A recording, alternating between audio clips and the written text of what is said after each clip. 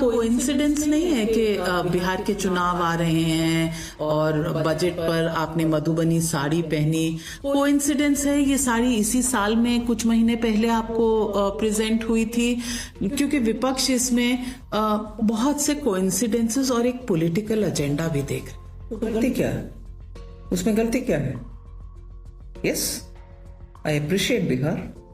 I like the people of Bihar, Mithilanchal in particular. What a beautiful area it is.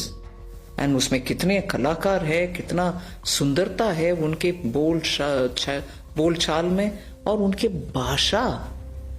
So sweet to hear. So I honestly do feel for them.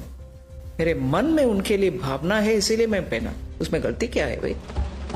Greenfield airports will be facilitated in Bihar to meet the future needs of the state. देखिए, सबसे ज्यादा तो स्टेटों के नाम देखिए, बिहार जहाँ पे चोन आ रही है, बिहार बिहार बिहार. मुझे ये समझ नहीं आ रहा कि ये भारत सरकार का बजट है कि बिहार सरकार का बजट है. I think frankly the applause you heard from the BJP benches was for the middle class tax cut. We look at the details and that may be a good thing.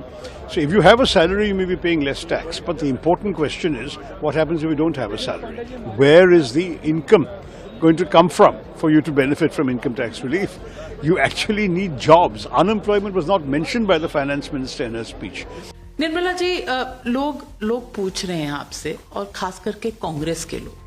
आपने कहा कि आपने income tax घटा दिया, तो शशि थरूर जी कह रहे हैं कि इनकम टैक्स घटा दिया, बहुत अच्छी बात है, अब इनकम भी दे दीजिए, क्योंकि बहुत से लोग बेरोजगार हैं, एम्प्लॉयमेंट नहीं मिल रही.